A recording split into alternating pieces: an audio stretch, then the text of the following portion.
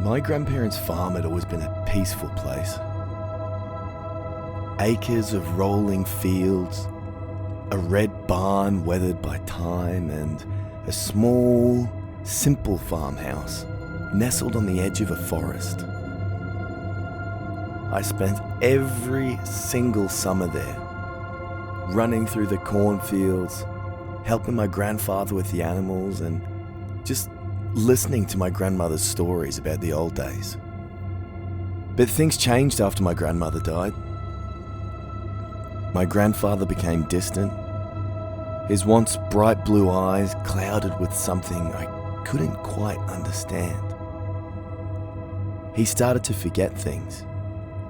At first, small details like where he'd put the keys or what time dinner was. But soon it became worse. He'd wander the fields at night mumbling to himself, and when I tried to bring him back inside, he'd push me away, telling me he was protecting us. The scarecrow appeared around that time. My grandfather had never used one before, saying they were just creepy and just useless in general. But one day, there it was, standing tall in the middle of the cornfield. It was crudely made. Burlap sack for a head, straw poking out from old tattered clothes. It honestly gave me the chills. But my grandfather seemed to think it was necessary. "Keeps the crows away," he muttered when I asked about it. I didn't press him further. His mind really wasn't what it used to be, and, well, I didn't want to upset him. One night I heard him outside again, talking to himself. I crept to the window and saw him standing in front of the scarecrow, his voice low and frantic. I couldn't make out the words, but there was something about his posture, the way he seemed to be kind of pleading with it. It made my stomach turn. The next morning is when it really got out of hand. I found him dead in the barn. The doctor said it was a heart attack, but something about the whole situation felt off. He was a strong man, even in his old age. He had farmer strength. He'd always been in good health. After the funeral, I stayed at the farm to pack up their things. My parents didn't want me staying there alone, but I felt like I owed it to my grandparents to take care of their home just one last time. One last night. It was late in the evening when I found the letter from my grandmother, tucked away in a drawer in her bedroom. It was dated months before her death, and in it she spoke of a stranger who'd come to the farm one afternoon, offering them a scarecrow as a gift. She wrote that the man was strange, his eyes too dark, his smile too wide, but my grandfather, in his desperation to save the crops from the crows, he'd accepted it. She ended the letter with a warning. "Keep an eye on your grandfather. Something isn't right with him anymore. I fear the scarecrow has something to do with it." Now, I'm sure you can imagine, as I read these words, I felt a chill run down my spine. I'd always thought my grandmother had died of natural causes, but now I wasn't so sure. What had she meant? What did the scarecrow have to do with my grandfather's madness? The sun was setting as I walked out to the cornfield. The letter clutched in my hand.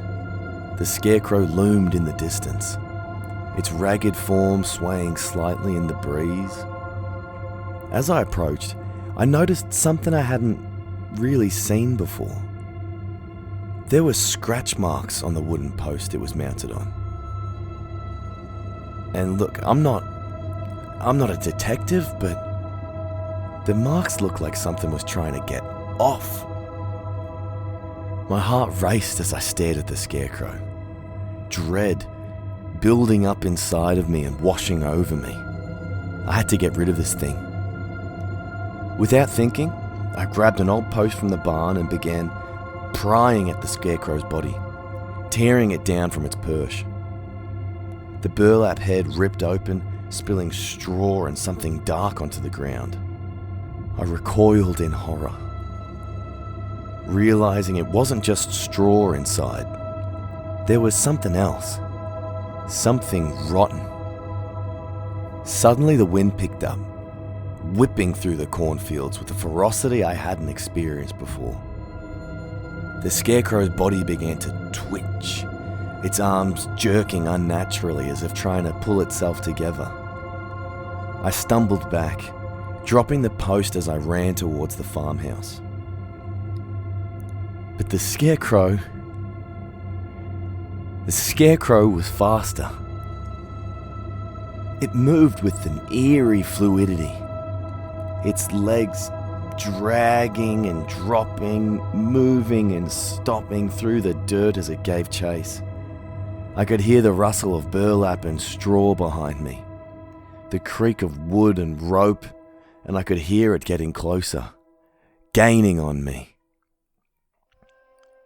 I reached the house just as the scarecrow lunged, its twisted claw-like hands reaching for my neck. In a panic, I grabbed the lantern from the porch and swung it at the creature.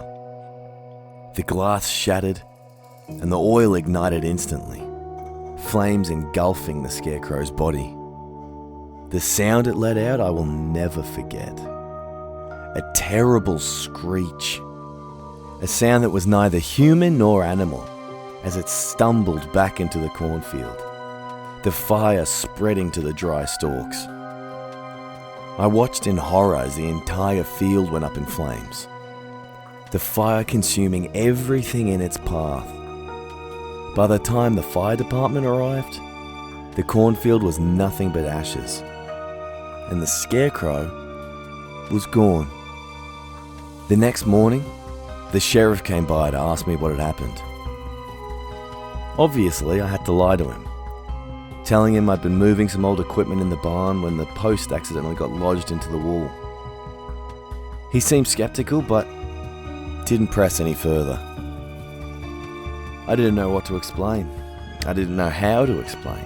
I still don't. How can I tell people what actually happened without sounding insane? How could I tell him that I'd been chased by a scarecrow that moved like some kind of man? Or that I'd burned down the cornfield by accident, saving my life? He wouldn't believe me. Heck, I wouldn't believe me. And the truth felt too heavy to bear. Maybe that's why I'm sharing it here. When the scarecrow had fled into the field, its body engulfed in flames, I couldn't shake the feeling that it wasn't truly gone. The way it moved, the way it chased me, it was unnatural. Something far worse than dementia had taken hold of my grandfather in those final days. And whatever power had animated that scarecrow, I don't think it's done with me yet. I left the farm with everything packed, but I couldn't stop thinking about that letter from my grandma. The stranger who'd given them the scarecrow as a gift. Who was he? Why did he give it to him? What did he know? I never told my parents the truth. They think it was just a tragic accident that claimed my grandparents. But unfortunately, I know better. Whatever that scarecrow was, it wasn't finished. And as I lay awake at night, I can still hear the sound of the wind rustling through dry corn stalks, like the whisper of burlap against bone.